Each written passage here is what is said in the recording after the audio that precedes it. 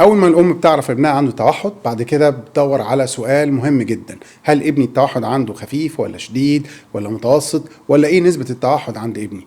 هل ليها حق إنها تدور على إجابة السؤال ده؟ هل فعلا نسبة التوحد اللي موجودة في طفلها بتحدد إذا كان طفلها هيتحسن ولا ما بيتحسنش؟ هل له دور في تدريب الطفل التوحد ذات نفسه؟ كل الأسئلة دي النهاردة هنجاوب عليها بالتفصيل، خليكم معانا.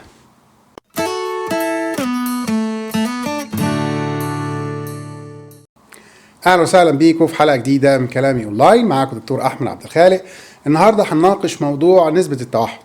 هل تحديد نسبه التوحد في طفل التوحد هل هي مهمه ولا غير مهمه، وازاي نقدر نحددها، وهل بتفيد في تدريبه ولا ما بتفيدش؟ الاسئله دي كلها دايما بتدور في دماغ الام اول ما تعرف ان ابنها عنده توحد، وبتبتدي تدور على السؤال ده. لكن المشكله الشديده ان الام بتبذل مجهود وطاقة وماديات كبيرة جدا عشان تجاوب على السؤال دوت، لدرجة ان السؤال ده في حد ذاته بينسيها المهمة الأصلية اللي المفروض تكون عليها، ألا وهي أنا إمتى ابني هيتحسن ويبقى زي الأولاد الطبيعيين.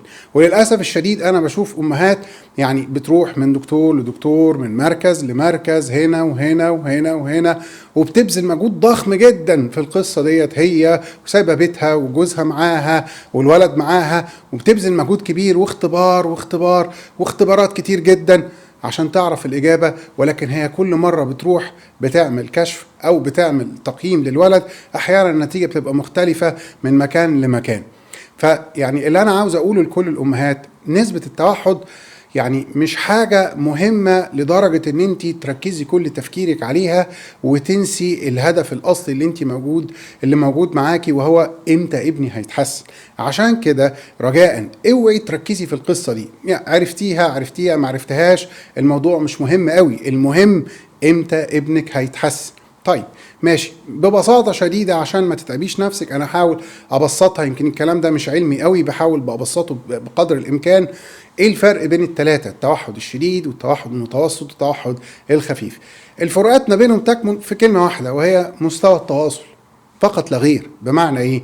بمعنى لو الولد نسبة التواصل بتاعته ضعيفة جدا تكاد تكون صفر مثلا، يبقى ده توحد شديد جدا. لو نسبة التواصل بتاعته متوسطة يبقى ده توحد متوسط. لو عنده نسبة تواصل لا بأس بها يبقى ده توحد خفيف. طب ايه نسبة التواصل دي؟ هي حاجتين: تعامله مع الوسط المحيط، بيتعامل ولا ما بيتعاملش، وبيتكلم ولا ما بيتكلمش. دول الحاجتين اللي بيحددوا. يعني انت لو عندك طفل توحد الولد بيتكلم، ماشي، بيتكلم، مش شرط ان هو كمان بيستخدم الكلام، يعني مجرد ان هو بيتكلم وبيقول جمل وبيغني، عنده نظرة عين ممكن نقول متوسطة او معقولة. الولد بيتفاعل مع اي حد يشوفه، ويشوف اولاد يروح يتفرج عليهم، في تواصل في الحالة ديت، ده بيبقى نقدر نقول عليه توحد خفيف. لكن عندك العكس تماما، طفل توحد ما بيتكلمش نهائي، ما فيش نظرة عين نهائي، تكلمه ما بيردش عليك، دايما تحس في البيت انه كأنه من عالم اخر، مش موجود معانا نهائيا. طب في الحالة ديت هيبقى ايه؟ ده هيبقى التوحد بتاعه هيبقى شديد شوية. طيب بما ان احنا عرفنا بشكل يعني مش 100% ولكن بشكل مبسط ايه الفرق ما بين الاثنين، دلوقتي السؤال: هل ان انت تعرفي النسبة الحقيقية عند ابنك هل هي مهمة؟ هل هي هتفيده في العلاج ولا لا؟ وهل هي بتديكي مؤشر ان الولد ده هيبقى كويس زي الاولاد الطبيعيين او لا؟ الإجابة صعبة على السؤال ده، لكن بشكل عام نسبة التوحد ليست مقياس على تحسن طفل التوحد. بمعنى إيه؟ بمعنى في أولاد كتير جدا بشوفها نسبة التوحد فيهم تكون خفيفة، الولد بيتكلم والولد عنده بعض التواصل، أموره نوعا ما مقبولة كويس، ولكن مستواه سيء جدا جدا. والعكس صحيح، والعكس صحيح كويس، ان ممكن يبقى التوحد عنده شديد جدا، كل حاجه فيه مش موجوده، كل صفات التوحد عنده كويس، وتلاقيه الولد بيتحسن. فمش شرط ان هو توحد خفيف يعني هيتحسن بسرعه، او توحد شديد يعني الولد مش هيتحسن. يعني مثلا هديكوا على سبيل المثال مثالين لولدين انا بتابعهم. مثلا ولد بتابعه على السكايب من الجزائر، الولد دوت يعني ابتدينا عنه من سن كبير قوي، على سن تقريبا 9 سنين ونص 10 سنين. الولد كان توحد يعني اللي هو شديد، مفيش تواصل، مفيش كل حاجة عنده مفيش خالص، وكان عامل مشاكل وعنيف وبيخرب الدنيا وبيكسر كل حاجة اللي يشوفه.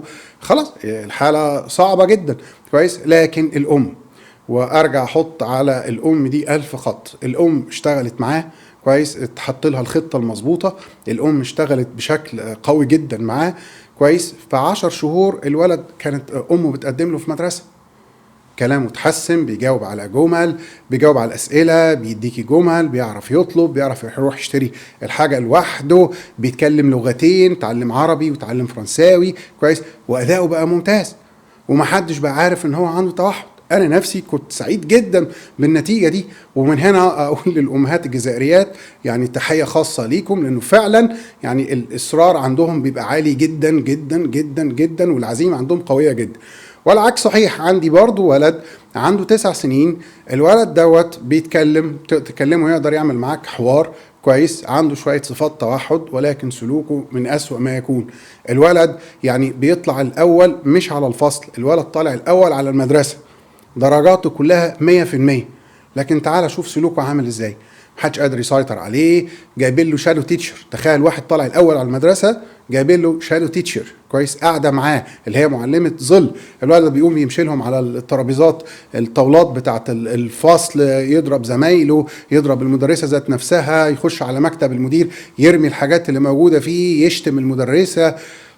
يعني فعلا فظيع، يعني سلوكه من أسوأ ما يكون، رغم ان هو لما تيجي تقيمه نسبة التوحد بتاعته خفيفة جدا، ملوش اصحاب، ما بيتعاملش مع حد، ومحاولة تغييره يعني صعبة جدا، يعني واخدين معاه مجهود جامد قوي. صحيح بيتحسن كويس، ولكن مش دايما نسبة التوحد مقياس او مؤشر ان ابنك هيبقى ايه بعد كده. زي ما قلت لكم، ياما حالات سيئة جدا وتحسنت بأسرع ما يكون، وياما حالات خفيفة جدا لقت مقاومة شديدة جدا جدا جدا في التحسن. طيب السؤال الأهم اللي انت لازم تسألي نفسك يا ماما في الموقف دوت، ابني هل يعني بدل ما تروحي تسألي نفسك وتقولي ابني نسبة التوحد قد ايه، السؤال الأهم اللي دايما عايز كل أم دايما تحطه في بالها، أنا إمتى ابني هيبقى زي الولاد الطبيعيين؟ ده السؤال اللي يشغلك. يعني انت أول ما تعرفي إن الولد عنده توحد خلاص كويس، بعد كده اهو السؤال التاني اللي يجي في بالك وتركزي حياتك كله عليه، انا فاضل قد ايه وابني يبقى زيه زي الولاد الطبيعيين. ولازم تحطي لنفسك جدول زمني، يعني مثلا وناخدها بشكل كده رفلي او بشكل مبسط، ان لازم في خلال سنه اكون خلصت.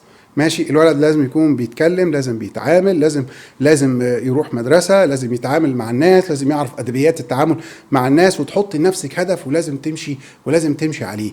ده اللي لازم يبقى في بالك. اوعي تحطي فكرة نسبة التوحد قد ايه ودي اللي هتبين لك انه هيتحسن ولا ما يتحسنش ابدا. اللي تحطيه في بالك امتى ابني هيبقى زي الولاد الطبيعيين. طب الام ممكن تسالني تقولي طب انا اعمل ايه عشان ابني يبقى يعني ولد طبيعي ويبقى زيه زي الولاد الطبيعيين؟ ببساطه شديده جدا ده بيعتمد على حاجتين: دور الام، وده شايفه ان هو دور يعني مهم الى اقصى درجه يعني تتخيلوها. النقطه الثانيه الخطه اللي انت هتمشي عليها.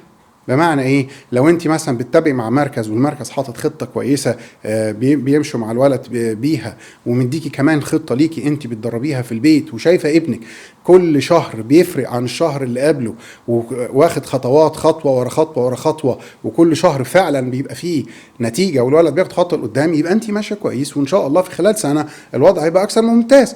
لكن لو انت ما عندكيش خطه تمشي بيها، ماشي بتاخدي من كل بستان زهره حته من هنا على حته من هنا على حته من هنا، والله اعلم انت بتجيبي الاجزاء اللي انت بتجيبيها دي منين، مفيش متابعه، ما بتشتغليش معاه كل يوم، انت على الاقل 4-5 ساعات كل يوم، ما بيروحش مركز ويكون المركز بيديلي خطه محترمه وشايفه ابنك ماشي عليها، والمركز يعلمك انت بتعملي ايه، يبقى انت يعني في حاجه غلط. فانت لازم تدوري على سبب المشكله وتبتدي تعالجيها. المهم يبقى دايما السؤال اللي في بالك، واوعي تنسيه ابدا: امتى ابني هيبقى زي الولاد الطبيعيين؟ وطبعا كل ما كان سنه اصغر كل ما القصه بتبقى اسهل، ولكن ده الهدف. مفيش حاجه ان انت تقعدي شايفه ابنك مستواه ثابت انت متخيله ان انت بتدربيه او مودياه مركز بيتدرب سواء انت او هو، طالما ابنك ما بيتحسنش كل شهر ماكسيمم كل شهرين مش شايفه حاجات جديده، يبقى انت ماشيه غلط والمركز اللي هو فيه ماشي غلط. دايما مقياسك توقيت، امتى ابني هيتحسن، بقاله قد ايه ثابت، الحاجات دي كلها لازم تبقى في بالك. شهر لشهرين على اقصى تقدير الولد ما بيتحسنش علامه استفهام، بيروح المركز زي ما بيجي. بسمع امهات كتير جدا تروح مركز قاعده فيه بالست شهور وبالسنه وبالسنتين، والولد زي ما بيروح زي ما بيجي، الولد بقاله سنه عندهم وما فيش تغيير. طب انت قاعد ليه؟ يعني قاعد ليه؟ طالما ما فيش نتيجه، طالما الولد ما بيتحسنش، يبقى فعلا انت عندك مشكله ولازم تدور عليها. يا رب ان شاء الله تكون المعلومات دي فادتكم. ولو حد عنده معلومه او عنده خلفيه على السؤال اللي احنا سالناه النهارده، هل نسبه التوحد في طفلي مؤثره ولا مش مؤثره في تحسنه، كويس يكتب لنا تحت في تعليقات. وما ننساش نعمل سبسكرايب واشتراك في القناه بتاعتنا. كان معاكم دكتور احمد عبد الخالق.